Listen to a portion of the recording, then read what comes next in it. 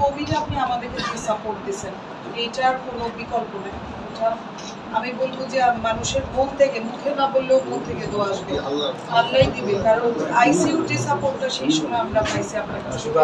এবং প্রথমে যে পিসিআর মেশিন থেকে ত্রাণ কি পরিমাণ দিছে, এটা 2 বছরই মানুষ পরিমাণ এটাই বলতে আমাদের কি পরিমাণ ত্রাণ দেওয়া। আমি তো 10টা আইসিইউ করব যে বারবার মেয়ে হিসেবে তুমি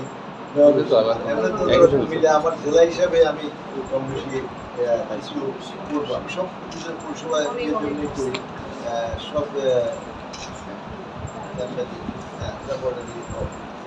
সব সিটি কর্পোরেশনের জন্য আমি আমার ওই ভাতিজা দিদি আছে ডাক্তার, ওরা আমার যেগুলো টাকা আপনি কি করে আপনার সাথে এখানে সব আমরা নাইদারা যারা আছি তারা সবাই জীবন মৃত্যুর সাথে আমাদের কি আমার তো সবাই দাম দেখতে না যাবে পয়সা মিটিং করলাম আমি ইনভেস্টমেন্টের জন্য টাকা দিলে প্রায় হিসাব করি না কত লাগবে আমাদের রেড জোন ছিলাম খুব প্রায়োরিটি বেসিসে আমাদের অ্যাকচুয়ালি ইয়ে আইসিইউ তো এখানে কোথায় ছিল না একবারে নোয়াখালী ছিল ট্রেনিং সব আমি অন্য অন্য জেলাতেও যেখানে যেখানে পারছি, তো এটা আমাদের মন্ত্রণালয়ের না, কিন্তু আমি আমার মন্ত্রণালয়ের টাকা ওই সময় ধরো একটা বিপদকালীন সময় না, ওই সময় আমরা বুঝছি স্থানীয় সরকার মন্ত্রীও ত্রাণ দিতে পারে,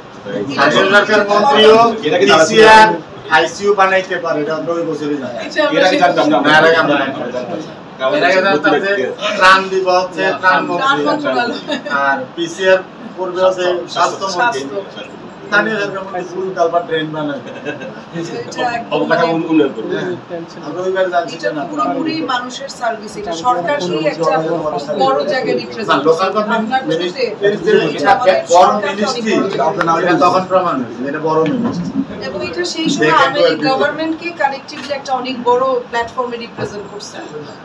অনেক বড় প্ল্যাটফর্মে আপনি রিপ্রেজেন্ট করছেন আমাদের গভর্নমেন্ট। এবং আমাদের আমি তো আমাদের ইউনিয়নের মেম্বার চ্যানেল বল করছি আমি এই যে অ্যাওয়ার্ড করছি পানিশমেন্ট পানিশমেন্ট সেই অ্যাওয়ার্ড যদি একসাথে করে সাসপেন্ড করেছে এতে করে